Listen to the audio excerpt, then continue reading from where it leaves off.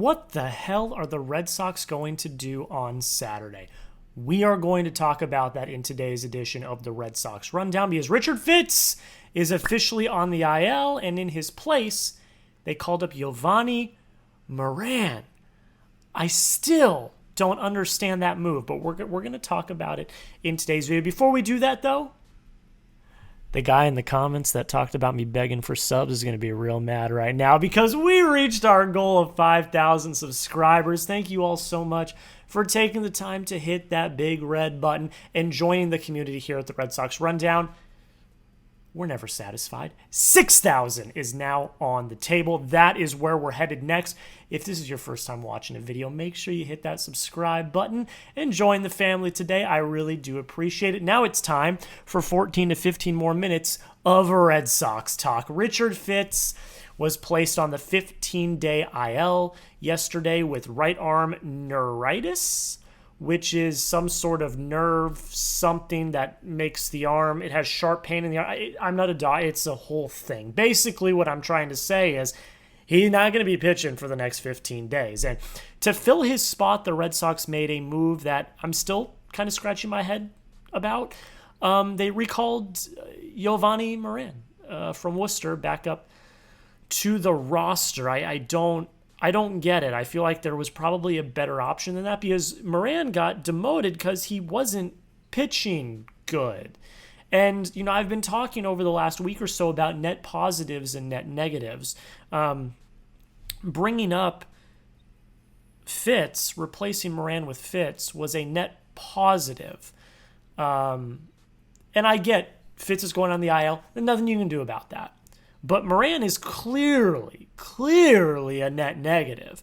And I just don't understand the thought process there, especially with how good the Red Sox have looked as of late. Let's talk about Richard Fitz news first, and then we'll get into some potential replacements next. Here's from Christopher Smith, who reported on the Richard Fitz news. He said, Fitz said that this was diagnosed through stress tests. He hasn't undergone an MRI.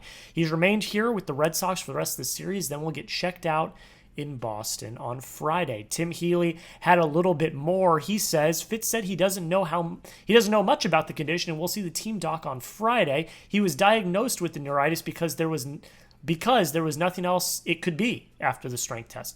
If it's 2 days, great. If it's a couple weeks, I don't know. Like the waiting game, or I don't like the waiting game, excuse me, he said. So we don't really know how long he's gonna be out, which is not ever a good feeling. I feel for Richard Fitz. I hope he's okay. I know in his press conference 2 nights ago, he was like, this really sucks. I want to help contribute to this team, and to be injured at this critical point in the season is not a good feeling. So I feel for him. I really feel bad. I don't think Jovani Moran was the right decision. Look, this is nothing against Moran as a person. Sure, he's a great guy. He just didn't contribute out of the bullpen at all. He struggled mightily, and I don't think that he is the answer replacing Richard Fitz. So what do you do? There's plenty of arms down in AAA that I think are very much up for the task, that I think you should at least take a flyer on. Now, I will say, I think it's pretty clear what they're going to do with Moran. I think that Slayton should be back up within the next day or so. He could be back up today at the time that you're watching this. And then I think Moran goes down. If that's not the move, I'm going to be very puzzled, I think is the right word. Because it's just, having him up here is a net negative. It's what I've said. Everyone else in your bullpen, aside from Jordan Hicks, has been shoving lately. There's no reason to take any of those pitchers out. I don't care about matchups. I don't care about the roster construction. No one, minus Jordan Hicks, should be taken out of this bullpen right now because they're all pitching well. So when Slayton comes up in the next few days, if Jovani Moran's not the one heading back to AAA, I'm going to just have to be like, what are we doing here? Why? Why is this the choice? But we'll see what happens. You let me know. Name a player you would have called up. There's a lot. Tyler Uberstein, David Sandlin, Connor Lee Early. We're going to talk about Payton Tolle and Kyle Harrison here in a second. lot of different options. You let me know who you would have called up. I'm going to give you my thoughts in a second, but let me know down below in the comments section. Now, the biggest issue I have with this is a big issue that everyone has with this. Who pitches on Saturday? Because today's Wednesday, you've got Bayo. Tomorrow's Thursday, you've got Crochet. Friday, you've got Dustin May. Who pitches on Saturday when it's Giolito's turn of the rotation? There's a few options that I think they should consider, and I think they will consider. But let's talk about them. The obvious is Payton Tolle. He's scheduled to start on Thursday or Friday? Thursday. He's scheduled to start on Thursday. Could easily be pulled and be ready to go on Friday if you want to push May back a day, or on Saturday when Fitz is slotted to go. It's safe to say that he would be an instant boost to your rotation, I think. And I think he's making the case. In AAA, he's only pitched 15 innings. He's got a 3.60 ERA, 17 Ks, 2 walks, a 0.867 whip, and a 3.39 FIP. And everyone's going, oh my God, Jack, 3.6 ERA in AAA. That's not great. Well, you have to consider the fact that I believe 6 of the runs he's given up were in one inning of one game where an error on what should have been the inning-ending double play kept the inning alive. Now, obviously, you have to respond to that. You have to get out of that inning, and he didn't do that. But in hindsight, it's always 20/20. But if that double play would have happened, that inning would have been over, and who knows at that point? His ERA would be way lower than it is now. Over his last 2 starts, he's dominated. 10 innings pitched in each, 4 hits, 1 run, 1 walk, 14 Ks. He has dominated. He has shredded the competition. And you're telling me he's not ready for AAA yet? Or, excuse me, he's not ready for the majors yet? Cora was asked about Tolle, and he didn't really say anything. He said, we're going to talk about it. We're going to think about it. And he did mention that there's a lot of arms in AAA that he thinks could contribute to the Major League roster, but is Tolle one of them? It's going to be really interesting to see. The next one's Kyle Harrison. This is who we thought it was between Fitz and Harrison for the last turn of the rotation. And Harrison matches up, okay time-wise. He pitched yesterday, and in his last 4 starts, he's given you 18 innings, 12 hits, 4 runs, 9 walks, 19 Ks. Not ideal, but not horrible. I know that there's been some speculation that maybe the Red Sox are not really in love with his secondary pitch arsenal. As you know, when he got traded over here, they completely retooled and revamped his arsenal. So there's been some concerns about that. But Tim Healy had this note in an article talking about, or not an article, in a tweet talking about, potential replacements and who pitches on Saturday. He said, Kyle Harrison exited his start in AAA Worcester after 3 innings in 38 pitches last night. They could keep him in play for Saturday with the Red Sox needing a 5th starter. It's interesting that he only went 3 innings, 38 pitches. As far as we know, there's no injury. So why is that? I'm going to pull out the windy. Why is that? Why did he get pulled after 3 innings in 38 pitches? Why is that? I think we know exactly why that is. I think the Red Sox are keeping him fresh just in case he needs to go on Saturday. And then the last one's Chris Murphy. We've used him out of the bullpen, but he got the start last week when it was supposed to be Kyle Harrison, but then they scratched him because they might have needed him in Baltimore, but then they didn't need him, but then Chris Murphy got the start. This one's a little unrealistic in my opinion, but it's just one to think about. In Worcester this year, he's gone 15 1/3 innings, 4.11 ERA, 16 Ks, 11 walks, 1.696 whip. His last 4 appearances, 7 innings of work, 4 hits, no runs, 5 walks, 6 Ks. I mean, he's looked pretty good. This one of the 3 is probably the least likely to happen, but it's one to consider because he did get the start in his last outing in Worcester. So it's something to think about. Again, I think maybe a little bit unlikely, but definitely something to think about nonetheless. Payton Tolle's my pick. I would love for him to make his debut on Saturday. I think they'd be absolutely electric. But you let me know, would you call it Payton Tolle? Y for yes if you would, N for no if you would not. Let me know down below in the comments. I want to hear your thoughts. I think we're going to get a lot of Ys for yes down below. Do I think it'll happen? I'm not convinced, but we'll see what happens nonetheless. And if he does get called up, we will make a video. So make sure you hit that subscribe button, like I've already said. 6,000 subs is our goal. And yeah. Little known fact, I'm going to say real quick. This is, again, for that salty commenter on yesterday's video that said I was just begging for subs. I work for a company called Chat Sports. This is not, the Red Sox Rundown is not a hobby. It's not something I do on my own.